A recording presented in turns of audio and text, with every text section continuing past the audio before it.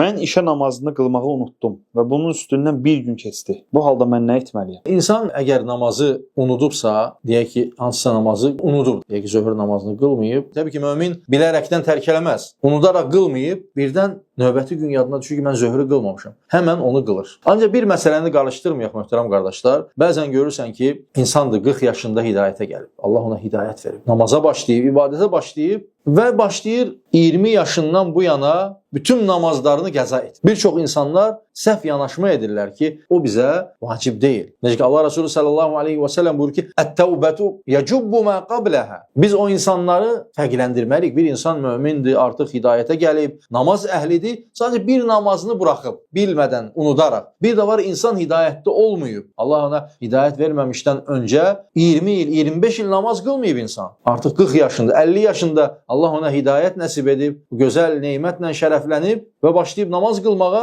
və ona deyirlər ki, sən keçdiyin bütün 20 ilin, 25 ilin, 30 ilin namazlarını qəza etməlisən. Düşünün ki, bu insan o namazları yerinə gətirə bilərmi? İslam dini sizcə bizdən onu tələb edirmi? Əlbəttə yox. Çünki dinimiz asanlıqdır. Necə ki, Allah Resulü buyurur, "Yəssiru və la tuassiru." Asanlaşdırın, çətinləşdirməyin. Və başqa bir hədisdə də Allah Resulü buyurur ki, "Ət-təvbətu yəcubbu mə qabləha." Tövbə keçmişləri silib aparır, təmizləyir. Sən bugündən başla. Sən bugün tövbə et, Allahdan bağışlanma istə, keçmişlərindən tövbə et. Sadiq tövbənin 4 şərti var. İxlasla tövbə et, etdiyin günahlardan çəkin, peşman ol və bir daha qayıtmamağa söz ver. Beləliklə artıq yeni bir səhifə aç, namazlarını qıl və sən keçmişdən qiyamət günü sorumlu deyilsən. Onu qarışdırmayaq. Bir çox insanlar bundan əziyyət çəkirlər. Baxırsan, insandır, tüm günü namaz qılır, hətta yorulur. Hətta ikrah gəlir ona. Bir çox insanlara deyəndə ki, sən 20 ilin, 30 ilin namazını qılmalısan, hətta o namaza başlamağa belə tərəddüd edir. Bir çoxları heç başlamır, qorxur başlamağa. Ona görə biz insanları əbəs yerə,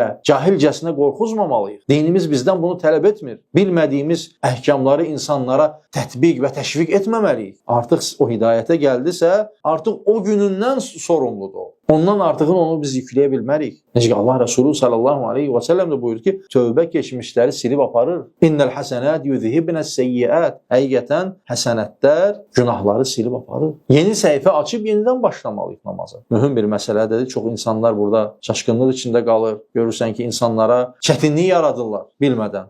Burada dinimiz bizlərə artıq namaza başladıqdan sonra, hidayətə gəldikdən sonra biz artıq o gündən ibadətlərimizin yerinə gətiririk və o gündən sonra artıq əhkamlar üzərimizdə vacib olur və onları biz davam etməliyik. Keçmişdən sorumlu deyilik, bəli.